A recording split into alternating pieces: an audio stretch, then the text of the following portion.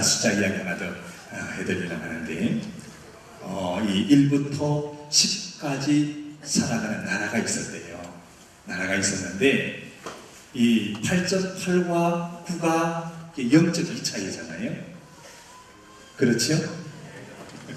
0.2 차이인데 이 9가 0.2 차이로 조금 높다고 8.8을 못 살게 구는 거예요. 그러니까 8.8은 0.2가 적으니까 항상 기죽어서 그렇게 살았는데 어느 날 8.8이 와가지고 9에게 따붙이는 거예요. 네가 지금까지 그랬지?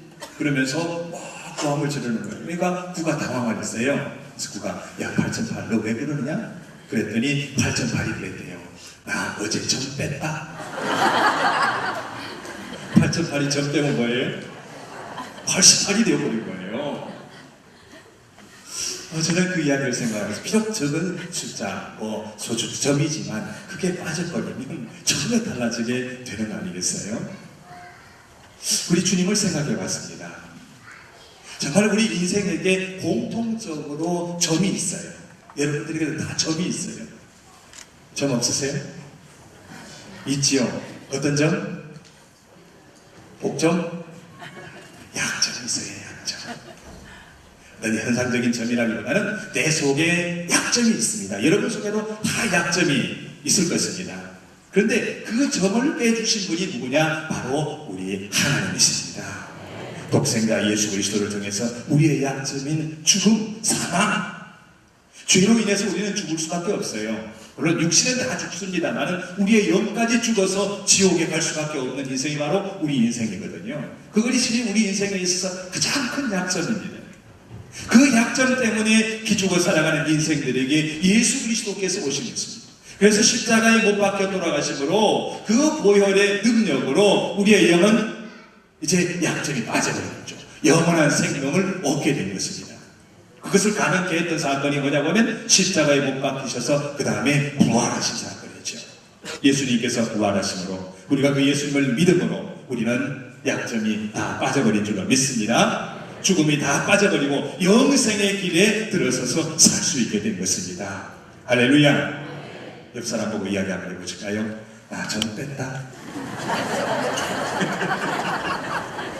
우리는 다 점 뺐습니다. 무슨 점이요?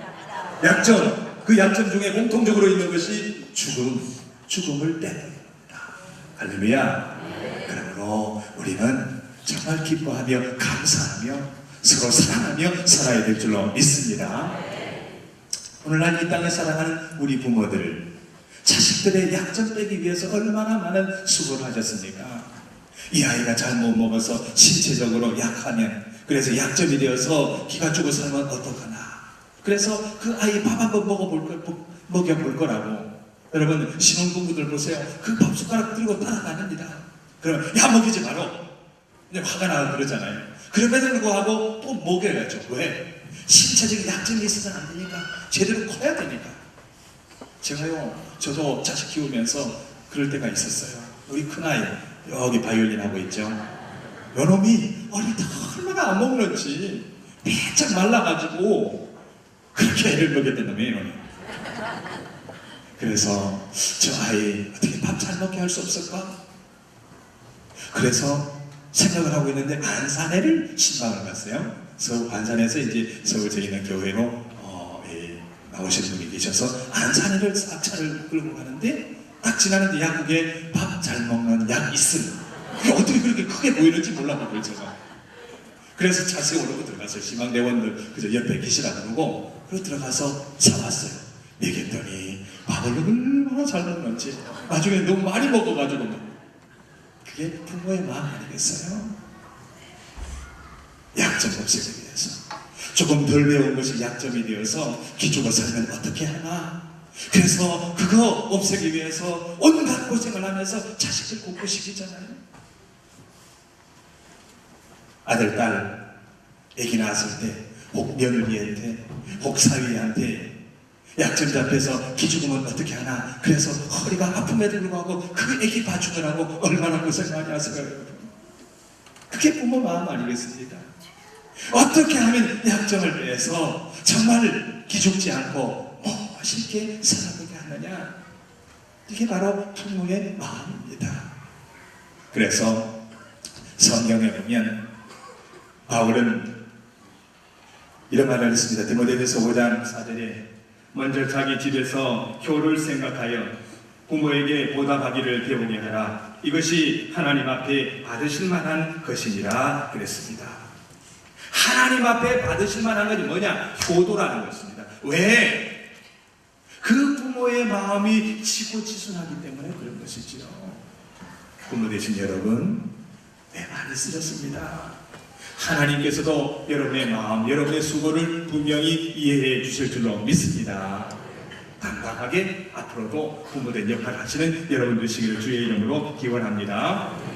오늘 공동한 성경 말씀에 보면 다윗이 이스라엘 왕이 되기 전에 당시 왕이었던 이 사울 왕과 그의 아들이자 이 다윗의 절친한 친구였던 요나단이 전쟁터에 나가서 죽게 됩니다. 왕과 왕자가 전쟁터에서 나가 죽게 되는데 그 죽은 소식을 듣고서 부른 노래, 즉 조가가 바로 오늘 본문의 내용입니다. 여러분 한번 23절 한번 읽어보실까요? 사무엘하 1장 23절 같이 봉독합니다. 사울과 요나단이 생전에 사랑스럽고 아름다운 자이러니 죽을 때에도 서로 떠나지 아니하였도다. 그들은 독수리보다 빠르고 사자보다 강하였도다. 그리고 25절에 보면 오호라 두 용사가 전쟁 중에 엎드려졌도다. 요나단이 네 산 위에서 죽임을 당하였도다. 여기 보면 두 용사, 아버지와 아들이 전쟁터에 죽은 것을 생각하면서 두 용사라고 하면서 애달픈 시를 지어서 지금 노래를 하고 있는 것입니다. 당시 이스라엘은 블레셋이라고 하는 나라에 무척 괴롭힘을 많이 당했습니다. 원래 가나안 땅은 이 블레셋 사람들의 땅이에요. 근데 이스라엘인들이 이제 출애굽해서 가나안 땅으로 들어와서 살죠. 물론 그 이전에 하나님이 아브라함을 그곳으로 인도한 곳이긴 합니다만은 그 땅에 정착하고 살았던 사람들이 블레셋, 지금의 팔레스타인 족속이죠. 이 나라가 먼저 그 땅을 차지하고 있었는데 이스라엘인들이 올라오니까 당연히 싸울 수밖에 없죠. 그런데 문제는 이스라엘인들은 40년 동안 광야 생활을 했던 사람들이고 그 당시에 블레셋 나라들은 철기 무기로 무장을 돼 있었던 나라입니다. 그러니까 싸움이 되지가 않아요. 그래서 이스라엘이 무척 고난을 많이 겪습니다만은 이런 와중에 초대 이스라엘의 왕이 되던 사울 왕과 그의 아들 왕자 요나단이 전쟁터에 나가서 이제 죽게 됩니다. 죽게 되는데 다윗은 이 두 사람을 용사, 단순히 전쟁터에 나가서 죽었기 때문에 용사라고 그렇게 표현했다라고는 볼 수가 없어요. 이 노래를 앞에 쭉 더 읽어보면 사울 왕과 그의 아들 요나단의 그 정, 아버지와 아들의 역할, 그 정을 보면서 진정 아버지로서의 용사였고 아들로서 용사였다라고 하는 것을 읽을 수가 있습니다. 오늘 그것을 우리 한번 생각해 보도록 하겠습니다. 먼저 요나단을 한번 생각해 볼까요? 요나단은 아버지 왕의 아들, 왕자였습니다. 가만히 있으면 왕이 될 수 있는 사람이에요. 그런데 이 요나단이 다윗을 무척 좋아합니다. 다윗이 누군가 하면 당시 사울 왕의 정적이었습니다. 왜냐하면 다윗이 골리앗이라고 하는 사람을 죽이죠. 물맷돌로 확 돌려서 죽입니다. 죽이니까 이 다윗이 인기가 너무 좋아져 버린 거예요. 그러니까 왕으로서 일반 사람이 인기가 좋아지니까 견제할 수밖에 없죠. 나중에 점점점 인기가 좋으니까 이 정적으로 보게 됩니다. 그래서 죽이려고 그러죠. 그때 요나단이 그것을 반대합니다. 왜냐하면 요나단이 다윗을 보니까 정말 이스라엘의 왕이 되어야 할 사람이 다윗이라고 하는 것을 알게 돼요. 그래서 자기 이익에서, 자기의 욕심에서 온전히 내려와서 다윗을 자꾸 죽여 세웁니다.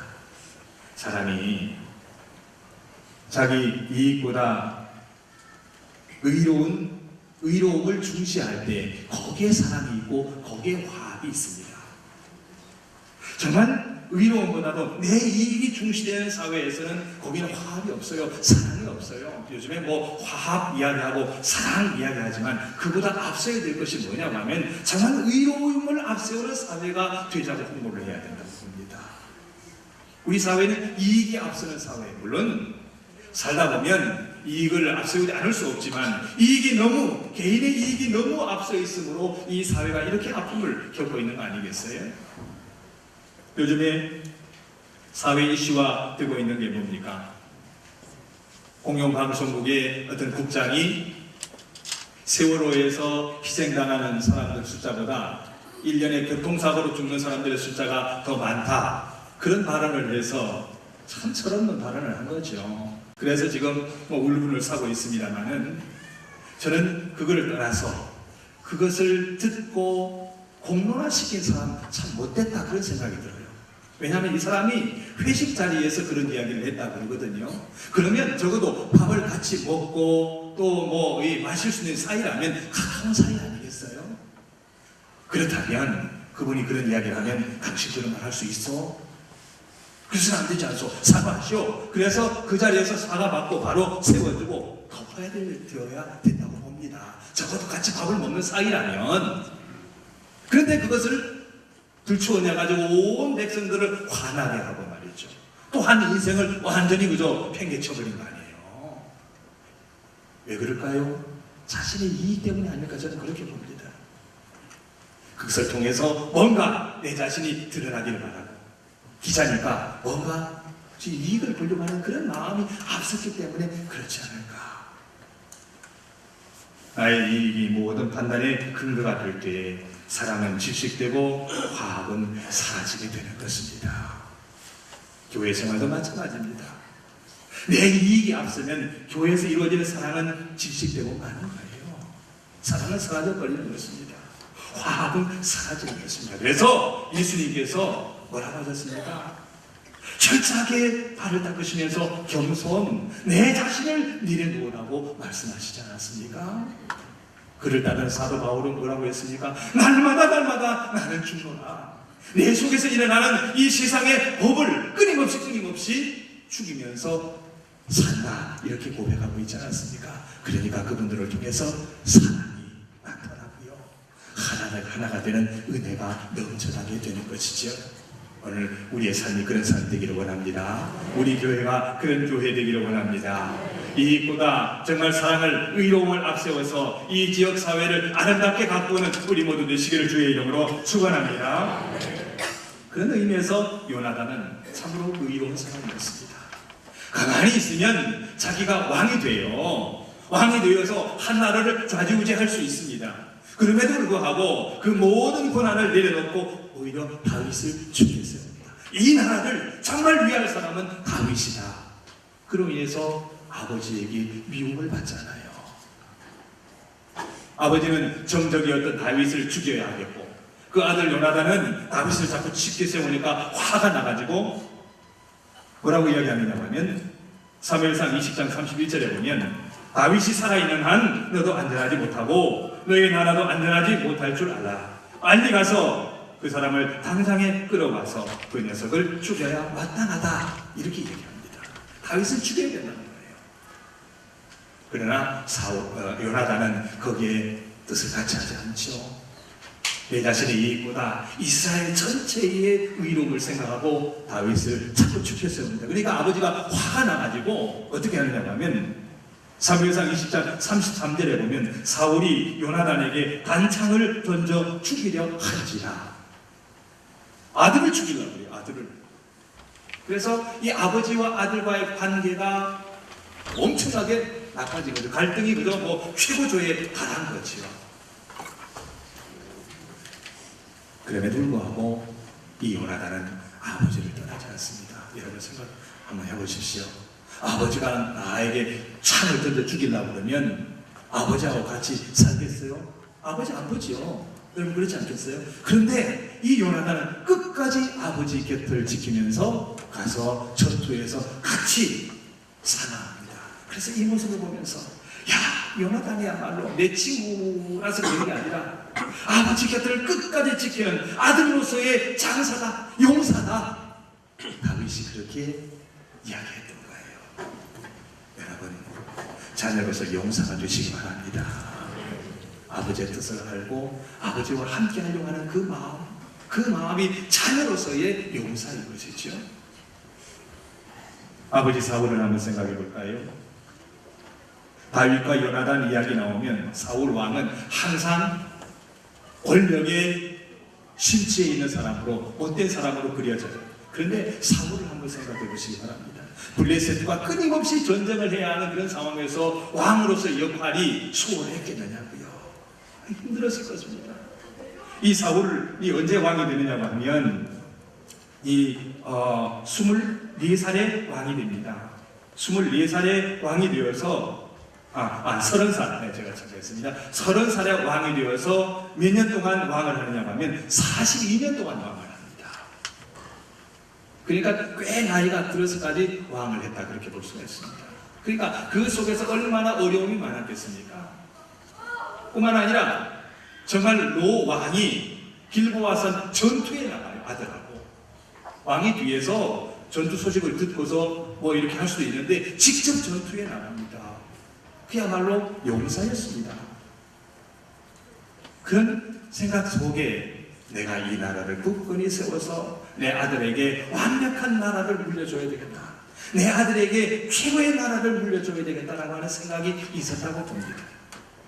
그게 부모의 마음이죠.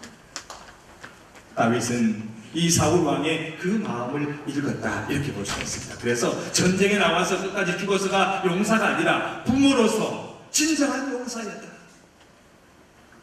여기 앉아 계신 여러분, 부모로서 진정한 용사인 줄로 믿습니다. 오늘 우리는 이 요나단과 사울 왕을 통해서 부모의 삶, 자식의 삶이 뭐냐 하는 것을 어렴풋이 생각하게 됩니다. 이 말씀 속에서 우리는 예수님을 한번 생각해 볼까요? 예수님, 아버지의 뜻을 쫓아서 이 세상에 오셨습니다. 신으로서 세상의 사람이 되어서 이 땅에 오셔서 그 삶이 얼마나 어려웠겠습니까? 그렇지만 아버지의 뜻을 쫓아 끝까지 이 세상에서 마지막에는 십자가까지 지시지요. 십자가를 지신 예수님의 비명을 들으신 하나님 아버지의 마음이 어떠했을까요? 정말 그 마음 이루 말할 수 없으실 것입니다. 온갖 사람들이 십자가에 달린 예수님을 조롱했을 때에 그 조롱 소리가 아마 하나님의 가슴을 빗으로 꽂는 것 같았을 것입니다. 그렇지만 인간의 약점인 사망을 빼내기 위해서 이 세상에 있는 모든 자녀들을 온전하게 살게 하시기 위해서 끝까지 예수님을 십자가에 그냥 두십니다.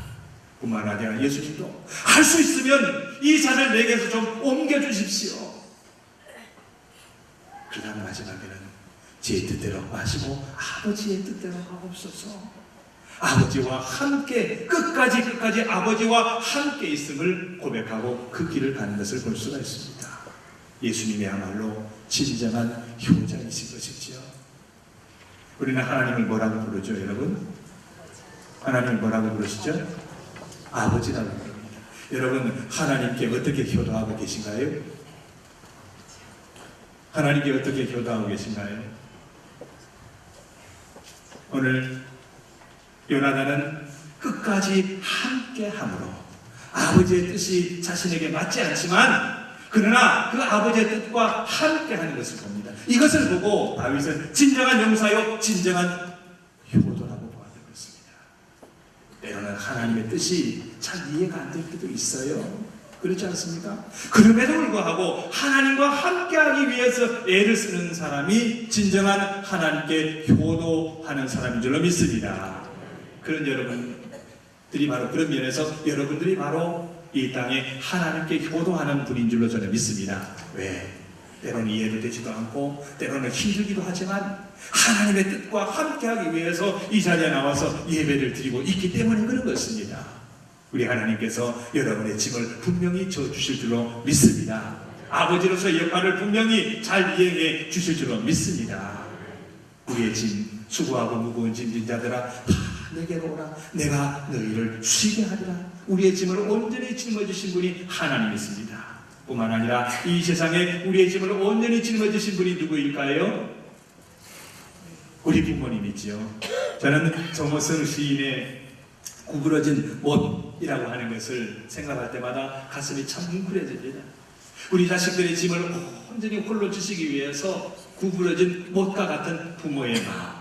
제가 그 시를 읽어드릴 테니까 한번 들어보시기 바랍니다. 벽에 박아두었던 못을 뺀다. 빠져나오면서 못이 구부러진다. 뇌경색으로 쓰러진 늙은 아버지, 공중목욕탕으로 모시고 가서 때밀이용 침상 위에 눕혀놓는다. 구부러진 못이다 아버지도. 때밀이 청년이 벌거벗은 아버지를 펴려고 해도 더 이상 펴지지 않는다. 아버지도 한때 벽에 박혀 녹이 슬도록 모든 무게를 견뎌내셨으나 벽을 빠져나오면서 그만 구부러진 못이 되었다. 부모의 구부러진 허리를 통해서 그 구부러짐이 자신을 지키기 위해서 지탱하신 그 힘 때문에, 그 총량의 무게 때문에 그렇다 하는 그런 고백으로 들려서 가슴 뭉클하지요. 세월의 무게를 견뎌내느라 얼마나 힘들었겠습니까? 오늘 부모된 여러분, 세월의 무게, 자식들의 무게, 가정의 무게를 견뎌내시느라 얼마나 애쓰셨습니까? 여러분들이야말로 진정한 용사이십니다. 부모로서 용사이지만 자녀로서도 용사여야 합니다. 자녀로서의 용사가 되기 위해서는 물론 부모들을 깊이 생각해야 되겠지만 하나님 앞에서도 여러분은 용사, 진정한 효자들이, 효녀들이 되시기 바랍니다. 그래서 어떻게 하는 것일까요? 늘 하나님과 함께하는 거죠. 세월의 사건을 보면서 참 많은 가슴 아픔이 있습니다만은 며칠 전에 이 세월호에 희생된 자녀들, 시신을 찾지 못한 부모들이 이렇게 메모로 해서 붙여놓은 그 글귀 하나가 가슴에 다가오더라고요. 여러분, 제가 한번 보여드릴 테니까 한번 보시기 바랍니다. 나는 우리가 좋은 이별로 남을 수 없는 것이 전혀 슬프지 않다. 나는 우리가 좋은 인연이었던 것만으로도 충분하다. 너는 내게 그 순간만으로도 완벽했다. 같이 있을 때의 그 행복으로도 완벽했다는 거죠. 여러분, 과거도 중요하고 미래도 중요하지만 현재 같이 있음이 참 중요한 것입니다. 아름다운 추억들로, 아름다운 이야기들로, 기쁜 이야기들로 채워가시기 바랍니다. 그럴 때 그 가정이 아름다운 가정이요, 우리가 하나님 앞에서 하나님께 기쁜 것으로, 행복한 것으로 채워드리려고 애를 쓸 때 그것이야말로 하나님을 기쁘시게 하는 진정한 효자들, 효녀들의 역할을 할 수 있는 것입니다. 사랑하는 성도 여러분, 부모로서 여러분은 용사이십니다. 자녀들로서도 용사가 되시기를 주의 이름으로 축원합니다. 기도드리겠습니다. 자비로우신 하나님, 세상을 이겨서 용사가 아니라 부모로서의 역할을 온전히 해냄으로써 용사인 저희들이 주님 앞에 머리 숙였습니다. 참으로 많은 것을 벌고 성공해서야 용사가 아니라 부모의 뜻을 알고 하나님의 뜻을 알고 세상 속에 그 뜻과 늘 동행하기를 원하는 자녀이기에 우리는 용사라고 하는 이름을 얻을 수 있음을 고백하고 이 시간 진정한 용사로 서기를 원합니다. 믿음의 용사, 정말 효도의 용사가 될 수 있도록 인도하여 주시옵소서. 여경을 숙인 귀한 종들의 삶을 일일이 이끌어 주셔서 진정 이 땅의 부모로서 자녀로서의 역할을 온전히 감당하여 하나님께 영광을 돌리고 이 땅을 온전히 새롭게 만들어가는 하나님의 진정한 충성된 용사들이 다 될 수 있도록 축복하여 주옵기를 원하오며 예수 그리스도의 이름으로 기도드리옵나이다. 아멘.